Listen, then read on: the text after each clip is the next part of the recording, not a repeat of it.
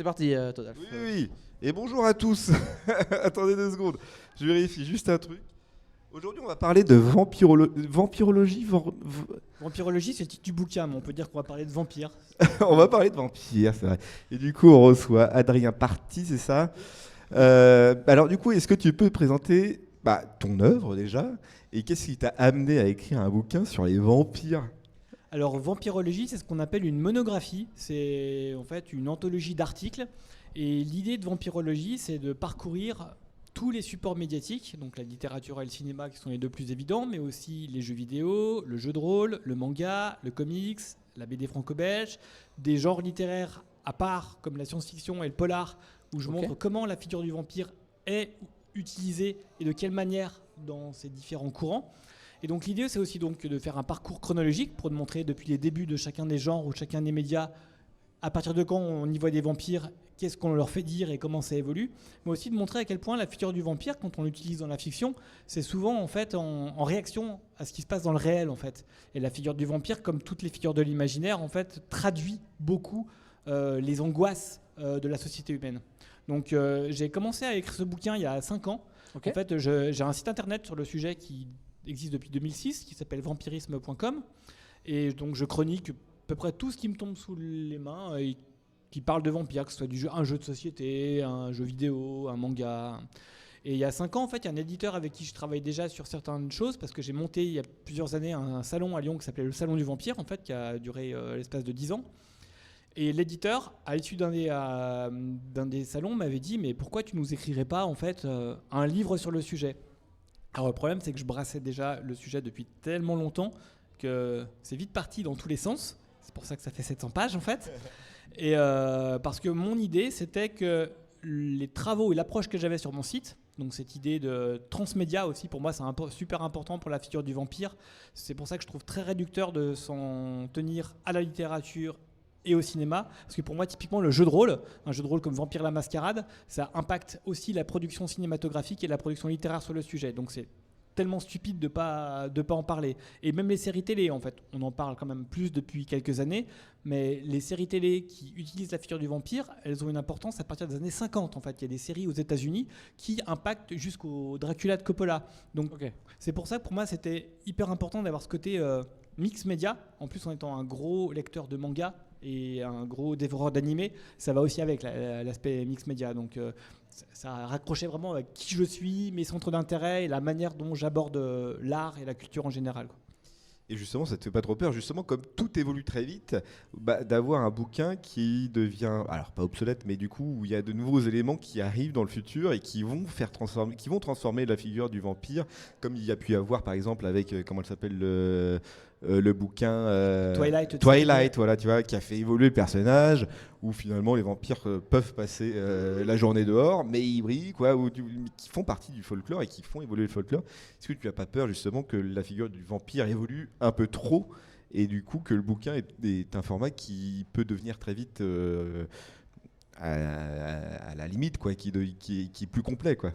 Alors, ça fait partie du truc, en fait, ça fait partie du jeu quelque part quand tu fais des recherches, de remettre en question tes recherches, que ce soit parce que ça avance ou parce que par le passé, tu découvres des trucs que tu ne connaissais pas. Depuis que j'ai écrit le bouquin, il y a plusieurs œuvres sur lesquelles je suis tombé qui m'ont soit conforté dans des hypothèses que j'avais, soit m'ont montré que je m'étais planté, en fait, donc il allait falloir réécrire le truc.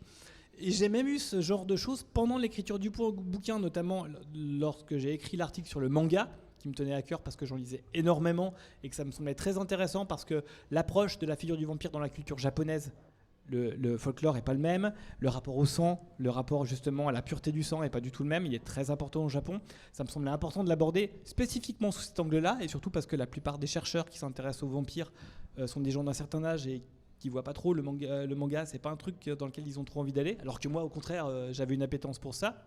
Donc j'ai commencé à rédiger mon truc, j'avais identifié pas mal de ce que je trouvais des jalons, des trucs comme Blood the Last Vampire, comme Hellsing, comme Vampire Princess Miyu pour les trucs plus anciens.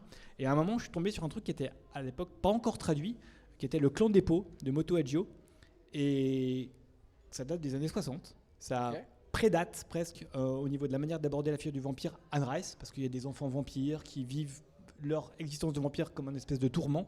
Et là je me dis, waouh, j'avais quasiment fini l'article, je fais il faut que je le réécrive parce qu'il y a un truc que je dois mettre au début qui change tout le truc en fait quoi.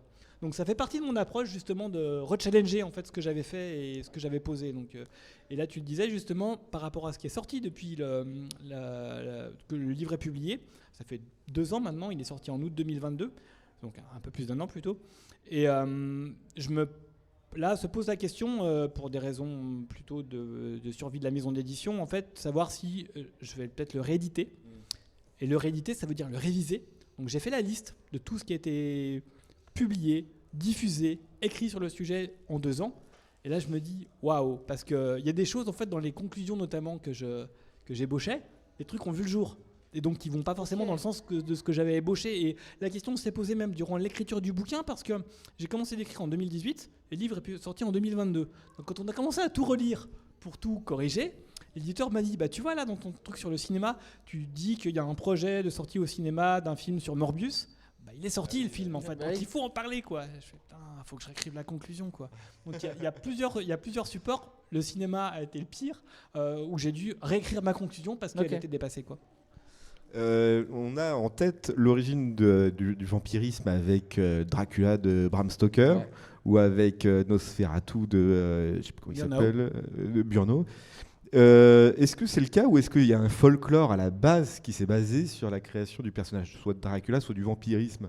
Alors pour le coup, on voit très souvent Dracula parce que c'est celui qui a le plus essaimé en fait dans la fiction après, parce que le nombre de réécritures, d'adaptations au cinéma en série de Dracula, c'est un genre presque à part entière.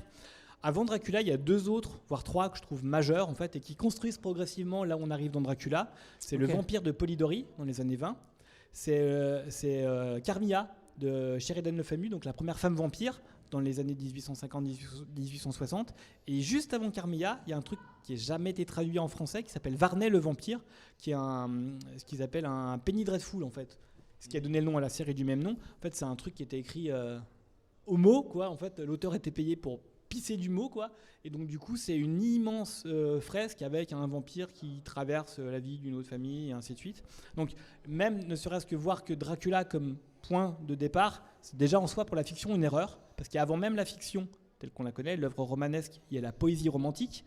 Il y a Goethe notamment qui a écrit La fiancée de Corinthe, qui est une œuvre proto-vampirique. Et comme tu le suggérais, avant même que le vampire devienne une figure de fiction, le vampire c'est une figure de folklore, parce que les vampires, la naissance du mot vampire, c'est le XVIIe, XVIIIe siècle en Europe de l'Est, parce qu'en fait il y a des affaires où dans des villages isolés où les croyances sont comme ça, en fait il y a des gens qui meurent dans des conditions parfois un peu troubles, et il y a des épidémies qui surviennent après leur décès.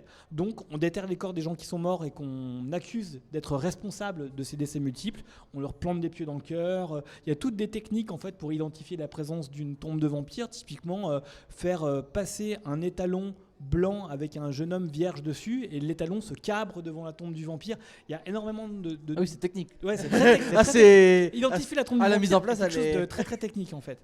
Donc oui, avant même d'être une figure de fiction, c'est une figure de folklore. Et même avant cela, avant que le mot vampire n'apparaisse, donc à ces époques-là, des éléments vampiriques, des créatures vampiriques, tu en as depuis la Grèce antique avec les lamies ou les striges, ou même plus loin en fait dans la mythologie babylonienne avec un personnage comme Lilith quoi. Mais c'est ça, c'est les personnages un peu éternels. Là, la figure du vampire aujourd'hui, en tout cas dans l'imaginaire collectif, c'est celui qui, c'est très religieux en fait finalement, hein, celui qui a renoncé à Dieu et qui même le blasphème quoi. Alors que sur les origines un peu plus antiques, c'est plus en fait la personne qui a une vie éternelle et qui a presque vendu son âme pour vivre éternellement quoi. Aujourd'hui, le personnage du vampire, c'est plus tellement ça, ou en tout cas ça a été renouvelé, encore une fois avec Twilight, qui est en fait la représentation pour moi la plus moderne. Il doit y avoir des mangas peut-être qui ont popé entre temps. Oui. Est-ce que le fait que le personnage évolue est une raison et quelque chose de normal en fait pour un personnage aussi ancré en fait aujourd'hui dans la culture quoi? En fait, c'est ça qui m'intéresse aussi beaucoup avec la figure du vampire, c'est que quand on me demande c'est quoi les codes du vampire, quelles sont ses caractéristiques, c'est compliqué parce qu'en fonction de l'œuvre, du support, de l'époque, c'est pas la même chose en fait quoi. C'est vrai, c'est surtout donc, le support. Pour moi, c'est une question aussi, c'est le vampire, c'est une espèce de réceptacle, une espèce de truc vide dans lequel les auteurs viennent pluguer en fait toutes leurs angoisses, leurs craintes. Ce que tu disais en fil rouge aussi, le vampire, il y a quand même des espèces de marronniers du vampire. Le vampire, ça traduit en fait notre rapport avec le temps qui passe, notamment l'éternité, notre rapport à la mort aussi, notre rapport à la sexualité, parce qu'il y a ça aussi, le vampire, dans les tabous que cristallise le vampire, il y a le rapport à la sexualité, l'idée que la morsure soit très souvent vue comme une métaphore de la pénétration, en fait, ça fait partie de l'ADN du vampire. Sur le Dracula de Coppola ou sur le journal d'un vampire, non, comment ça s'appelle? Oui, c'est ça. Vampire Diaries, oui. Oui, c'est ça, voilà. C'est hyper sexualisé. C'est sûr que c'est un domaine hyper important. On en a parlé l'année dernière, je crois. C'était l'année dernière, je crois, avec justement des autrices qui parlaient de vampires, mais en fait, c'était beaucoup de la romance vampirique. Mais justement, c'est une personnalité qui est vachement mise en avant, en fait, cette sexualité des vampires. Et aujourd'hui, en fait, finalement, tu vois, on parlait de choses qui évoluent, mais par exemple, sur Twilight, encore une fois, le vampire est encore hyper sexualisé parce que ça reste une histoire d'amour autour d'une humaine normale avec un vampire et tout ce qui tourne autour de ça, quoi. Alors après, ce qui se dégage aussi de Twilight et de l'analyse des fictions vampiriques de ces dernières années, c'est toujours le rapport en fait du féminisme et de la place de la femme dans la société. Quand j'ai étudié et que j'ai commencé à creuser le sujet, parce que j'ai lu tous les Twilight en anglais et je me suis fait les films derrière, et j'ai lu énormément d'interviews d'elle. Elle s'affirme comme Stéphanie Meyer, donc elle s'affirme comme féministe. Pour moi, ça me semble un peu choquant, compte tenu du personnage de Bella dans la série, qui commence finalement par vivre un peu soumise à son père, et après elle est soumise à son mec, et il y a le respect du mariage et tout. En fait, ce qu'il faut savoir, c'est qu'elle est mormone, et qu'il y a ça aussi en toile de fond dans son approche du sujet, en fait. Donc c'est sa lecture des choses. Il y a énormément de fictions vampiriques qui ont été publiées après elle, qui se construisent justement en opposition avec ce qu'elle a fait. Plusieurs romans, tu vois, dans les sorties de ces années-là, il y a plusieurs autrices qui se sont mis l'étiquette anti-Twilight, quoi, parce qu'elles trouvaient justement que c'était, ça enlevait finalement tout le côté tabou, toute l'angoisse, toute cette cristallisation des doutes qu'incarne le vampire. Et ça, ça fait partie des sujets que je trouve très intéressants. Alors, il y a des œuvres que je préfère à d'autres. Je peux pas dire que je suis un hyper fan de Twilight, mais par contre je m'intéresse beaucoup en fait à ce que ça dit de la victoire du vampire au moment où elle arrive. Après, Twilight, il faut aussi le voir aussi comme un phénomène marketing et éditorial. C'est que le monde de l'édition se cherchait un successeur, même si c'est pas tout à fait la même cible, à Harry Potter, après Harry Potter. Donc c'était aussi une opportunité mercantile, et c'est ça qui est devenu très difficile dans la figure du vampire.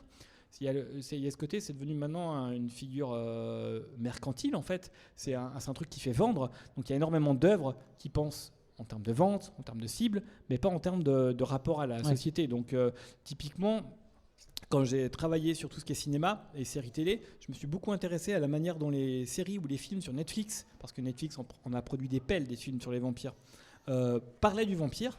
Et en fait, je n'ai trouvé aucune valeur ajoutée à ce que j'ai vu, parce que c'est pas forcément toujours mal joué, c'est pas toujours mal scénarisé, mais moi j'aime bien qu'il y a un truc dans les fictions vampiriques qui t'amène à réfléchir sur l'état du monde dans lequel est publiée l'œuvre. Et là-dedans, dans ces œuvres-là, très souvent, alors ça fait beaucoup de fanservice, parce que ça fait beaucoup de références à des films, à des livres qui ont été publiés avant.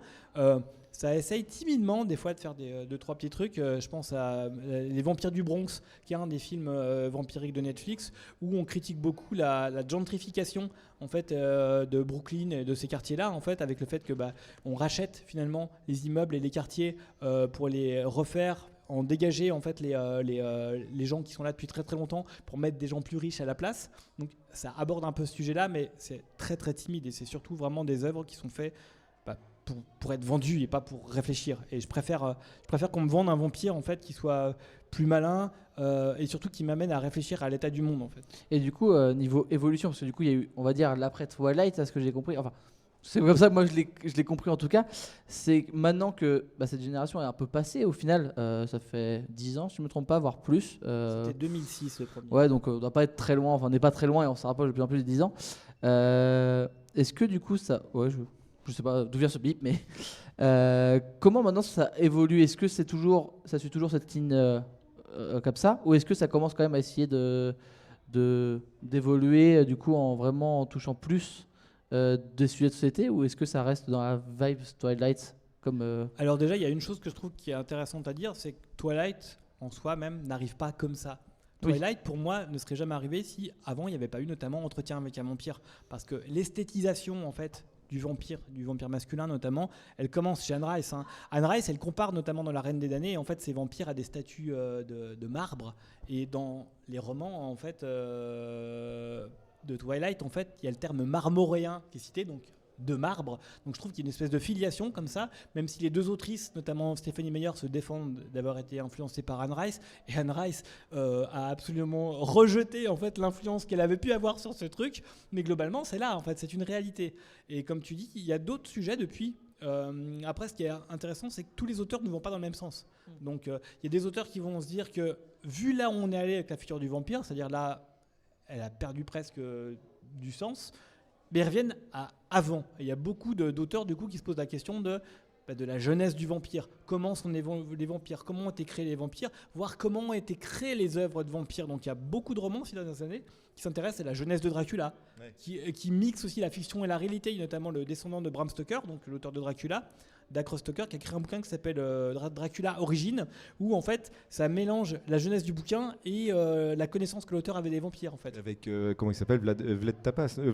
Oui, Vlad Tepes, ouais. Donc il y a ça, et il y a pour autant toujours des auteurs qui vont utiliser la figure du vampire pour souligner des choses par rapport à nos sociétés. Alors ces dernières années, je trouve qu'il y a un courant qui se manifeste beaucoup dans le comics, un petit peu dans le manga et beaucoup au cinéma, c'est le post-apo en fait. Donc tout ce qui est né dans l'après Mad Max en fait, qui était quand même la première œuvre post-apocalyptique. Et il y a beaucoup d'histoires post-apo où il y a des vampires. Okay. Je pense au film Priest. Il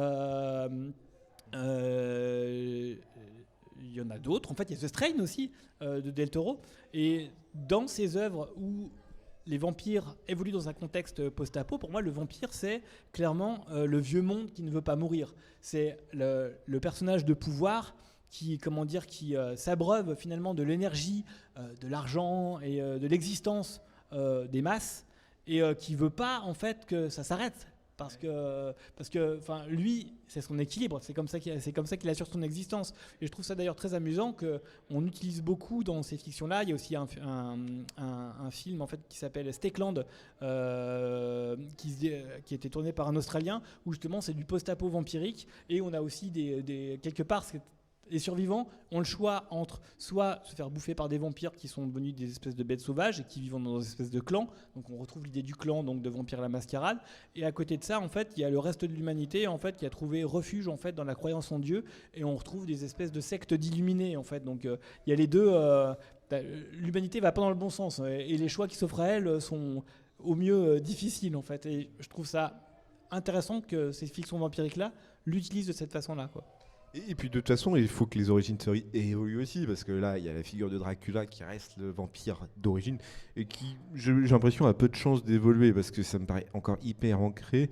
Mais après, derrière, tu vois, c'est ça, les vampires aujourd'hui donnent cette impression, dans toutes les œuvres que moi j'ai pu voir en tout cas, d'être hyper ancrés dans le passé, et particulièrement dans la période de la Renaissance. Mais baroque classique ou Victor. Le 19e, Dracula, c'est la période victorienne. Hein. Ah oui, c'est vrai. Non, mais parce qu'ils ont toujours un peu la dentelle et des trucs comme ça. Oui, ils sont très ancrés dans le passé. Mais là, c'est des œuvres à la base qui sont écrites fin 19e, début 20e, quoi. Et là, on est au 21e siècle. Ça peut évoluer justement avec des personnages qui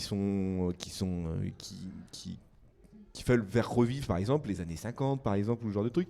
Aujourd'hui, si ça doit être une représentation d'une société passée, ça peut être intéressant de voir aussi le vampire comment lui voyait, là je ne sais pas pourquoi je parle dans le passé et comme quelque chose que je voudrais voir, mais voilà, voir des personnages pas forcément évoluer sur les origin story, pas forcément évoluer sur la représentation du vampire, mais plus sur un marqueur d'une société ou d'une époque qui a évolué aussi à un moment donné, quoi. Mais c'est marrant que tu en parles de ça, parce que par exemple on parlait des mangas. Moi je sais que les vampires, pour moi c'est très lié au manga. Je suis très manga, très animé. Et par exemple, peut-être que je me trompe, ou peut-être c'est moi qui regarde juste ça, mais les vampires dans les mangas ou dans les animés sont très dans les tranches de vie et très dans les périodes récentes, tu vois. je dirais 2010, enfin, voire certains vont à l'école, enfin, c'est très dans ce développement-là. Et du coup, peut-être même à l'opposé de tout ce qui est livre et film. Alors peut-être je me trompe encore une fois, je suis pas. Il y en a eu beaucoup ces derniers temps, oui, c'est vrai. J'ai plus les titres en tête, mais il y avait notamment en fait, Et il y a. une série manga où en fait ça se passe dans une école. Oui. C'est des demi, donc c'est Oui. des créatures moitié C'est ça. paranormales, moitié. Et tu suis en fait, il y a plusieurs créatures différentes, dont une petite Oui, vampire en fait. c'est ça. Et c'est vrai que c'était très particulier comme ambiance parce qu'il n'y a pas réellement d'action, c'est extrêmement lent, ça se met Oui. en place et c'est vraiment de la tranche de vie. Mais comme je le disais, les mangaka n'abordent pas du tout le vampire de la même manière. Il y a toute cette histoire aussi des personnages. Je trouve des personnages qui sont ni tout à fait vampires ni tout à fait humains, qui sont extrêmement représentés dans le manga en fait. Ce que la fiction appelle le dampire.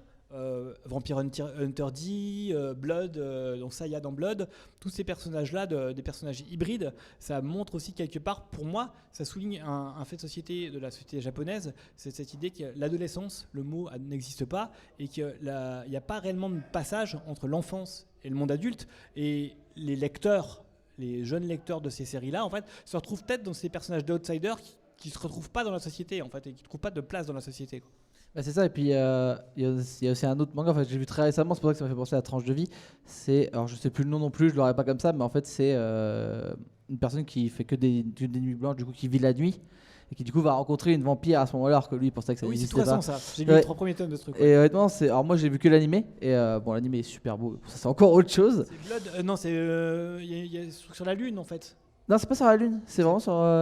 Mais ça se passe en fait, le titre, il y a le mot lune dedans et ça se déroule Oui, toute la nuit. oui, en oui, fait. totalement. Bah, c'est Moon, oui, c'est quelque chose comme ça, ouais, totalement. Et du coup, bah, tu vois, par exemple, c'est vraiment totalement l'opposé de ce que tu as dit. En fait, ça représente. En fait, le côté vampire est quasiment secondaire dans ça. Ça représente vraiment le côté des jeunes qui n'arrivent pas, enfin, qui n'arrivent pas, qui font que des insomnies, qui n'arrivent pas à vivre. Et du coup, tu auras une sorte d'histoire après d'amour, enfin. Ce qui reste très classique en l'occurrence, ça reste très histoire de vampire. Tu Oui, peux mais trouver du coup, n'importe voilà, où. Mais c'est très tranche de vie, tu vois. Ouais, non, mais c'est bien, non, mais justement, mais je parlais plus de la tranche de vie du passé en fait, plus que C'est ça, sur en fait- la vie des vampires et ce qu'ils vivent dans un monde actuel, quoi. Mais moi, je parlais plus de la vie passée et de voir que, bah, alors du coup, sur le Vampire Diary, c'était voilà, le mec vivait dans un monde victorien et donc du coup, il s'habille encore aujourd'hui en habit victorien et Il y a il toutes n'arrive ces- pas à passer le cap, quoi. Il y a toutes ces questions aussi par rapport à la figure du vampire. En fait, le vampire, il a vécu en tant qu'humain à une période donnée. Et à cette période-là, la morale n'était pas la même et l'esthétisme n'était pas la même. Et souvent, ils restent très bloqués sur leur période de vécu. Mais ce que je trouve intéressant aussi, c'est qu'il y a beaucoup de créateurs qui se posent la question en fait, du réalisme dans la fiction vampirique et sur certains détails qui sont très intéressants. Notamment, là, je lisais il n'y a pas très longtemps un roman d'un romancier français qui s'appelle Olivier Béranval, qui a écrit un bouquin qui s'appelle Dénué. Donc on comprend que les vampires, en fait, c'est une espèce de mutation qui a lieu à différents moments de l'échelle de l'évolution, donc notamment la préhistoire. Il y a des hommes néandertals et des homo sapiens qui développent des caractéristiques vampiriques. Et la question qu'il pose lui, et qui est aussi posée par un jeu de rôle qui est sorti il n'y a pas longtemps, c'est la question de la mémoire du vampire. Comment, en fait, quand tu vis plusieurs milliers d'années, tu es en capacité à emmagasiner dans ton cerveau autant de choses. Et le jeu de rôle dont je parlais, qui s'appelle un vampire millénaire ou un vampire millénaire, je sais plus, je me rappelle plus le titre exact. Thousand Years Vampire en fait pour la VO, est assez marrant parce que c'est un jeu de rôle solo. Tu commences à raconter ton histoire, tu choisis ton personnage, tu choisis son univers, et progressivement, au fur et à mesure que l'histoire elle avance, tu notes des choses, des temps forts de ta mémoire. Mais plus ça va passer, moins tu as de place, parce que la place où tu peux écrire est limitée, donc tu dois choisir d'effacer toi-même, sciemment, certains pans de ta mémoire. Et je trouve ça intéressant parce que justement ça montre aussi certaines faiblesses des vampires et ça montre aussi le fait qu'on essaye que c'est un personnage qui est riche et il y a encore énormément de choses à faire. D'autant qu'on découvre encore aujourd'hui des choses sur les vampires. Les derniers travaux que j'ai faits, en fait, je me suis intéressé à 2 traductions, adaptations de Dracula. Donc dans les années 20, en Turquie, en fait, il y a Dracula à Istanbul qui se présente sous le premier abord comme une... pas tout à fait, mais qu'on comprend être une traduction du Dracula de Bram Stoker.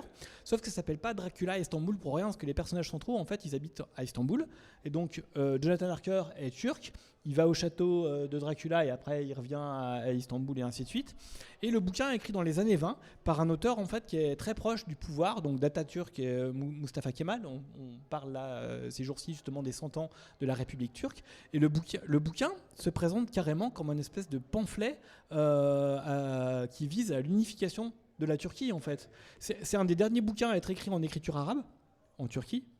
Et déjà, même alors qu'il est écrit en écriture arabe, il y a des mots qu'il utilise dedans, donc les noms des personnages, qui sont écrits en turc moderne en fait. Donc il y a cette idée aussi où les recherches que tu peux faire autour de la figure du vampire sont carrément infinies. Hein. Ce que je le disais, le fait que d'avoir écrit un chapitre complet sur les romans policiers et les vampires, ça m'intéressait. Parce qu'à la base, le vampire, quand tu réfléchis bien, c'est aussi un tueur en série en fait. C'est le mec qui laisse une piste sanglante derrière lui, quoi. Et je me disais, il y a peut-être une approche différente, des choses différentes à en faire. Et c'est là que j'ai commencé à réfléchir aussi qu'il y a quand même des tueurs en série dans l'histoire qu'on a affubé du terme vampire. Il y a le vampire de Düsseldorf qui a donné le film M le maudit, toujours de Murnau d'ailleurs.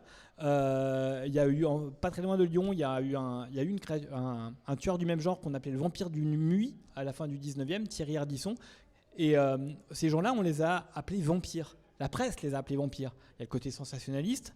D'autant en plus qu'ils vont pas forcément boire le sang de leurs victimes, c'est surtout des nécrophiles. La représentation du sang, quoi, en fait. Ce sont souvent des nécrophiles ou des tueurs, en fait, mais leur rapport au sang est très flou, en fait. Et je trouvais ça intéressant, justement, de montrer comment le vampire aide et participe à la construction, en fait, du tueur en série tel qu'on le connaît aujourd'hui. Pour moi, un truc comme Le Silence des agneaux de Thomas Harris n'existe pas si, au préalable, il n'y a pas des vrais tueurs du même genre, le vampire de Düsseldorf, le vampire de Montparnasse et tous ces personnages-là, quoi. Mais je vois, oui. Là, tu parlais aussi, par exemple, du rapport entre Dracula et la Turquie, ou le rapport du vampirisme avec le Japon. Justement, est-ce que le vampire, comme d'autres figures légendaires, comme, je sais pas moi, un archétype du mal ultime, ou les zombies, qui peuvent apparaître dans plusieurs civilisations, on va dire, est-ce que le vampire aussi a une forme de... une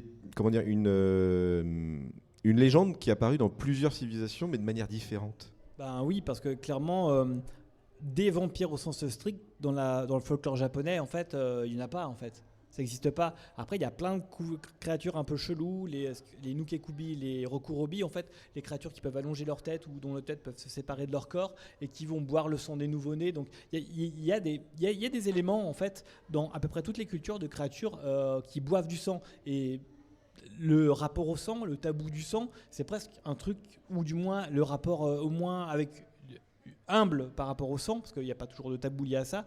C'est quelque chose en fait qui traverse toute l'histoire de l'humanité. C'est pour ça en fait que ça peut me permettre, en effet, c'était l'intérêt de ce bouquin, l'intérêt du travail que je fais sur le sujet. Je me limite pas à une aire géographique. C'est aussi pour ça que pour moi justement les articles sur la bande dessinée, le fait de ne pas aborder la bande dessinée comme un tout, pas mettre dans le même panier la BD franco-belge, le manga et le comics, parce que ce que ça dit du vampire, et même l'impact que la société de ces pays-là a sur la figure du vampire n'est pas la même. Le comics américain, à partir des années 50, en fait, la figure du vampire va carrément disparaître jusque dans les années 70, parce qu'il y a un truc qui s'appelle le Comics Code, donc il y a un code en fait que les auteurs se sont imposés d'eux-mêmes pour pas se faire interdire, qui interdit explicitement l'usage du vampire. C'est marqué en noir sur blanc dans le Comics Code que la figure du vampire, ils peuvent pas l'utiliser, sauf peut-être pour faire des adaptations, et encore ça, c'est pas clair, quoi.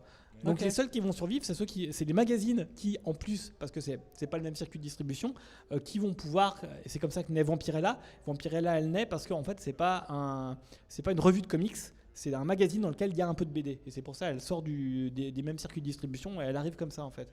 Donc ce rapport justement à la censure et à notre rapport au tabou est vraiment important pour comprendre l'évolution du vampire. Tu expliques que la figure du vampire n'est pas évoluée avec le temps, qu'il est toujours apprécié, toujours dans la culture hyper présente, alors que d'autres figures, je sais pas moi, qu'est-ce qu'il peut y avoir ? Peut-être les zombies, qui aujourd'hui est un petit peu tombé un peu plus en désuétude, ou vraiment est devenu hyper niche, alors que la figure du vampire, lui, atteint toujours une génération sur un nouveau personnage ou sur une histoire qui apporte sur le truc. T'arrives à expliquer pourquoi le vampire est aussi fame à chaque fois, quoi? Alors déjà, il y a un truc qui est très drôle, c'est que la figure du zombie telle qu'on la connaît aujourd'hui, la base, c'est le film La Nuit des Morts Vivants de Romero, parce que les œuvres qui mettent en scène des vampires avant ça, des zombies avant ça, ce sont des zombies plutôt du folklore cubain, en fait, le Baron Samedi, en fait, et ainsi de suite. Il y a tout ce côté sorcellerie, en fait, du zombie qui a complètement disparu, en fait. Maintenant, c'est presque le côté épidémique. Et La Nuit des Morts Vivants de Romero, à la base, Romero, il voulait adapter Je suis une légende de Matheson, qui est absolument pas une œuvre sur les zombies, mais qui est une œuvre sur les vampires. Donc pour moi, ce que je trouve drôle, c'est que le zombie tel qu'on le connaît aujourd'hui, finalement, c'est une dérivation en fait du vampire à un moment, quoi. Et je l'explique parce que déjà de tout temps, même tu veux comparer à une autre figure fantastique comme le loup-garou, la production littéraire sur le loup-garou, je voulais m'y intéresser à un moment, il y a vachement moins de production que sur le vampire. Le vampire, déjà, il naît plus tôt. Et en plus, pareil, la frontière entre les loups-garous et les zombies et les vampires est parfois un peu floue, même ne serait-ce que dans le folklore. Le coup, utiliser une balle en argent, normalement, c'est pas censé marcher contre un vampire. C'est plutôt un truc qui marche contre un zombie, quoi. Sauf que les créateurs se sont emparés des sujets. Des fois, ils se sont basés sur des trucs où c'était pas clair non plus, donc ils vont dire ah si c'est bon, ça devrait marcher. Et j'ai souvent des auteurs qui me posent des questions. Comment est-ce qu'on peut tuer un vampire ? Est-ce que ça c'est crédible pour toi ou pas ? Et je fais ça dépend qui, ça dépend quand, ça dépend où, quoi.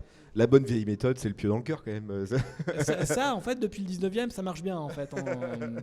Et encore, tu vois, le premier grand vampire de la fiction, un roman, c'est Lord Ruthven, donc c'est dans Le Vampire de Polidori. Lui, il meurt en se jetant dans un volcan, en fait. Ce que fera aussi Varney après, en fait. Carmilla de Le Fanu, là, elle prend un pieu dans le cœur, oui. Donc, et Stoker fera pareil avec. Mais même Stoker, le Dracula de Stoker, il meurt pas avec un pieu dans le cœur. Dracula, non. Les autres vampires de l'histoire, Lucie, oui, elle meurt avec un pieu dans le cœur, on la décapite. Enfin, on joue beaucoup dans le Mel Brooks, que j'aime beaucoup, dans son adaptation de Dracula mort et heureux de l'être, avec Leslie Nielsen. Il y a la scène justement avec Lucie où quand il lui enfonce le pieu dans le cœur, ça fait des espèces de geysers de sang et Van Helsing se planque derrière un pilier pendant que les autres se font tremper de sang, en fait. J'aime beaucoup le côté grotesque, ce truc-là. Mais Dracula, en fait, il se prend 2 coups de poignard, en fait, à la fin du bouquin. Il se prend déjà un coup de poignard de l'américain, donc un coup de Bowie knife, et il termine par se prendre un coup de poignard qui le décapite une fois pour toutes de Jonathan Harker, en fait. Et ce qui est intéressant en plus, c'est que l'américain blesse, donc l'Amérique qui est quand même une colonie anglaise à la base, blesse le vampire, mais c'est l'anglais qui va achever le vampire. Donc il y a aussi héros, ce rapport aux colonies, en fait, à l'empire colonial, en fait, est aussi quelque part en filigrane de ça. Et le fait que justement aussi le rapport à la religion ait disparu, aujourd'hui le vampire est plus du tout lié à la religion, est-ce que c'est normal parce que la société évolue aussi selon toi ? Pour moi c'est clairement ça, en fait. Notre rapport à la religion a évolué, donc c'est plus un problème pour les vampires. Je pense que c'est aussi pour ça qu'il y a énormément de fiction autour du vampire qui se questionnent sur la genèse du vampire et qui ont trouvé une espèce de genèse médicale ou une genèse scientifique, ce qui te permet complètement d'occulter tout le côté il a vendu son âme au diable, parce que Dracula dans la légende il est censé avoir été à l'école du démon, à la Scholomance, d'avoir été un des élèves du démon, avoir appris des sorts et ainsi de suite, être un personnage aussi versé dans la magie noire. Tout ça, finalement, maintenant il y a énormément de vampires, c'est accessoire. Après, on peut aussi le garder. Buffy contre les vampires le faisait bien, en fait. Les crucifix, l'eau bénite, tout ça marche très très bien dans Buffy, quoi. Mais c'est vrai que le rapport à la religion ayant évolué, je pense que le rapport à la religion de ces créatures surnaturelles aussi évolue, quoi. Et d'un point de vue, alors moi je vais faire ça en personne qui veut découvrir. Niveau français et vampires, qu'est-ce qu'on a en œuvre connue ? Qu'est-ce qu'on a du coup, point de vue France ? Alors France, francophonie, on va pas. Et alors, tout dépend le support, en fait. En cinéma, on a quasiment rien. D'accord. On a quelques films. On a Dracula père et fils de Edouard Molinaro avec Bernard Ménez face à Christopher Lee. C'est ce qui a la rencontre est improbable, et Gérard Jugnot, en fait, qui joue un bon gros raciste dans le film en plus. D'accord. C'est pas le rôle le plus positif qu'il ait jamais joué, hein, mais le film a des côtés très très intéressants, justement pour le fait de mettre déjà face à face Bernard Ménez et Christopher Lee, qui n'étaient pas doublés parce qu'ils parlaient couramment français. Donc il y a peu de films sur le sujet en France. C'est une réalité. Il y en a un peu plus ces derniers temps. Là, il y a eu plusieurs films de suite. Il y a une adaptation de La famille du Vourdalac, qui est une nouvelle de Tolstoï, en fait. Et il y a une adaptation là qui vient de sortir au cinéma, mais qui est dispo dans 8 salles en France. Et c'est ça aussi le problème. La visibilité de la production francophone sur le sujet est déjà mise à mal par le fait qu'on n'a pas confiance dans le genre en France. C'est un cinéma de genre C'est aussi, ça. quoi. Mais en France, sinon, tu as des romanciers, beaucoup. En Ok. fait. Il y a notamment une romancière qui s'appelle Morgane Cossarieux, en fait, qui a écrit plusieurs romans sur le sujet, qui reviennent à un côté un peu plus trash du vampire. En fait, ces vampires, c'est un peu des saloperies, des créatures instinctives. Le trash que dégagent ces personnages, le côté violent, le côté un peu gore, le côté un peu séminal, par contre, il est expliqué parce que c'est des personnages qui sont déjà de base torturés, en fait. Donc elle, c'est très intéressant. Elle a plusieurs bouquins sur le sujet. Je pense à un bouquin de Michel Pagel, qui est un auteur d'imaginaire en fait des années 70-80, qui a sorti un bouquin qui s'appelle Sylvana à l'époque, justement où il a mixé roman de terroir et fiction vampirique. Donc ça commence dans un petit bled paumé. Moi je pensais aussi à pas du Giono, mais à du René Fallet, des trucs comme ça, des trucs vraiment de la littérature du terroir, pas du Signol, mais on n'en est pas loin en fait. Ça se déroule dans un petit village et Pagnol, c'est ça que je pensais parce que le pitch de départ c'est une famille en fait qui vient toujours l'été en vacances dans le même bled Le paumé. vieux port. Ouais, donc, le château de la gloire de mon père, le château de ma mère quoi. Et à un moment il y a une nouvelle famille de Parisiens qui arrive et la gamine en fait elle a des côtés un peu chelous en fait, très vite.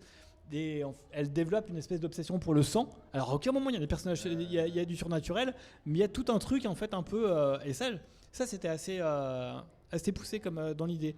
Après il y a d'autres fictions vampiriques plus anciennes. Je pense à un bouquin de Christine Renard, qui est une autrice de SF et d'imaginaire française, qui est un peu oubliée parce qu'elle est décédée maintenant début des années 80, qui s'appelle La menthe au fil des jours, où justement c'est une histoire de prédation en fait entre une femme vampire et toute une famille. Et c'est assez superbement écrit. Donc on en a eu quand même plusieurs des romans sur le sujet dans la littérature française. J'en chronique régulièrement. Là, le Dénué de Olivier Béranval. À la base, l'auteur, il écrit beaucoup de hard SF et de choses comme ça. Ok. Et il a prévu, là, pour son bouquin, il y a toujours un ancrage scientifique, parce qu'il s'intéresse justement au fait qu'on a tendance, comme une gravure d'Épinal, en fait, à envisager l'évolution humaine comme un truc tout droit, en fait, déjà Néandertal, Sapiens, Homo sapiens, et ainsi de suite. Il n'y a pas de dérivation, sauf que les recherches de ces dernières années montrent que c'est hyper éclaté, qu'il y a des branches qui peuvent survivre très très longtemps à un endroit isolé, d'autres là, il y a du métissage entre les branches, donc c'est beaucoup plus le bordel que ce qu'on ne veut pas croire. Donc lui, il rajoute par-dessus une espèce de surcouche, comme quoi à un moment, il y a une mutation.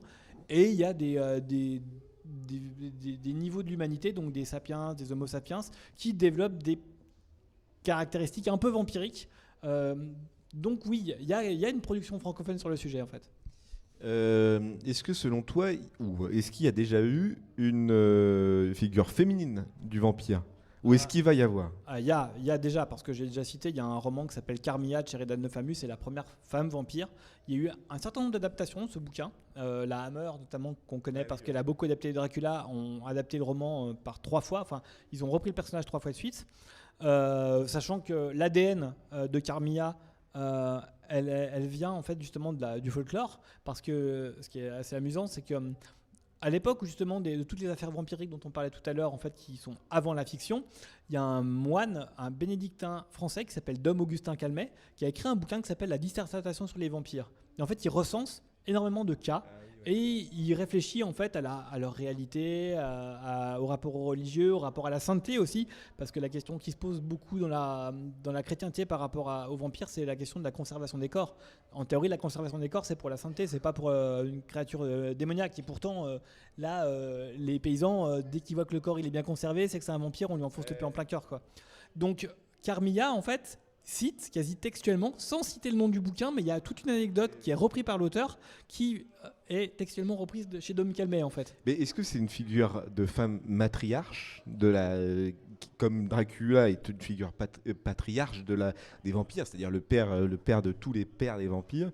Est-ce qu'il existe une figure d'une vampire femme comme ce que tu as cité là, qui est la mère de tous les vampires et toute une hiérarchie, toute une arborescence découle de cette personne-là? Lilith dont on parlait en fait. Lilith, c'est la mère de tous les démons et donc des vampires. Et Lilith, elle est en lien aussi avec Cain et donc avec Vampire la Mascarade en fait. Donc ça immerge. Donc il y a des figures. Et puis même si tu regardes les figures historiques qui ont inspiré le vampire, t'as Dracula, t'as Gilles de Rais pour de certaines raisons, mais tu as aussi la comtesse Bathory en fait, qui est qui est de manière lointaine apparentée à Dracula en plus, et qui est connue pour avoir conservé sa jeunesse éternelle en se baignant dans du sang.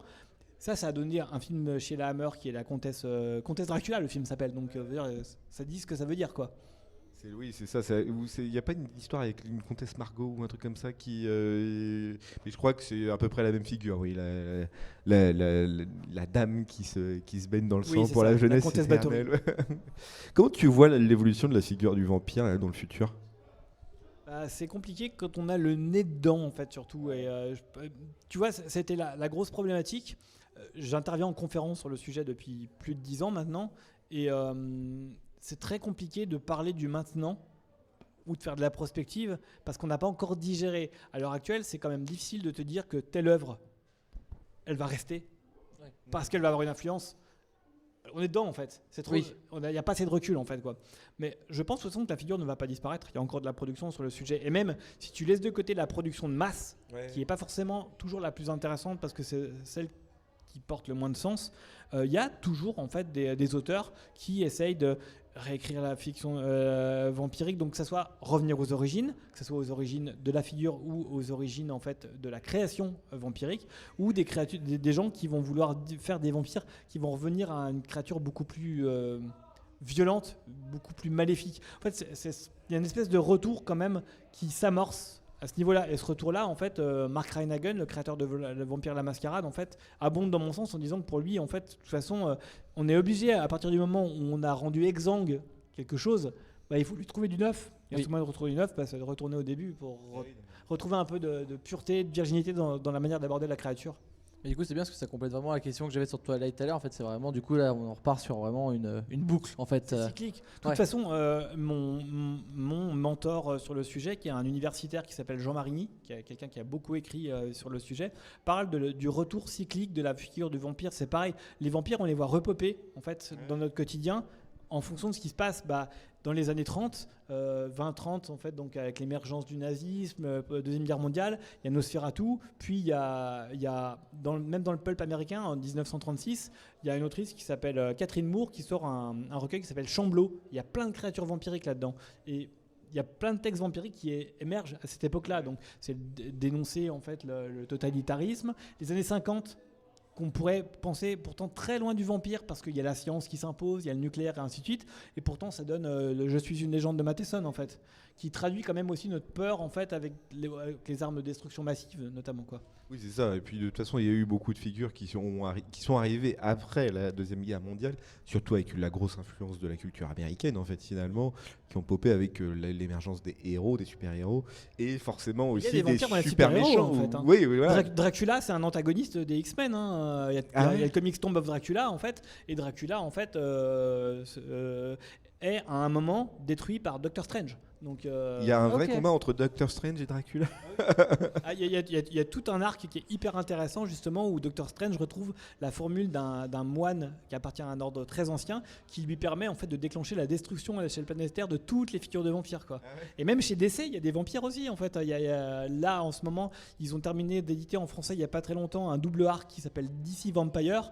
On réécrit tout l'arc d'ici en fait avec des vampires qui vont s'insinuer dans tous les groupes de super-héros de l'univers d'ici en fait. Très bien. Moi j'avais une question. J'aime bien être le petit débutant. Je pense que ça va être une des dernières en plus, donc ça me paraît important. En plus du livre, parce que voilà, c'est quand même la première reco qu'on va conseiller aux gens. Est-ce que tu as des recos pour les gens qui veulent découvrir le vampire, que ce soit en livre, en film, des choses qui pour toi représentent un peu une des facettes qui est intéressante?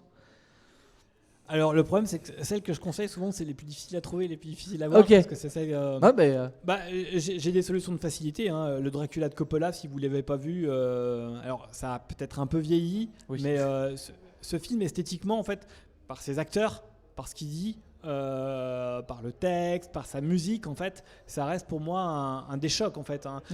Je me suis maté l'intro de ce film là un nombre incalculable de fois parce que je l'avais enregistré sur VHS. Et quand j'étais gosse, au petit-déj, je me faisais l'intro du film, donc jusqu'à ce qu'il balance son épée dans la croix. L'intro, elle est trop bien. Et j'ai tué ma VHS à force de la regarder. Donc, pour moi, ce film, c'est une influence ça a été le cœur de mon article sur la littérature, la première partie. Ça a été aussi un grand moment pour mon article sur le cinéma, parce que pour moi, il est fondamental. Mon intérêt pour le vampire, il tient aussi beaucoup à ce film-là, quoi. La série que je voulais citer, c'est Dark Shadows, qu'on connaît malheureusement en France à travers le film de Tim Burton, en fait, qui est sans doute ce qu'on pouvait faire de pire comme adaptation du truc, alors que la série, elle est très cheap, hein, je mens pas. C'est aussi cheap que les vieux Doctor Who, parce que c'est tourné, en fait, carrément en temps réel, en fait. Y a des trucs qui arrivent dans le champ, des fois tu vois des micros, des fois tu vois des techos qui passent derrière, les mecs tapent dans les murs.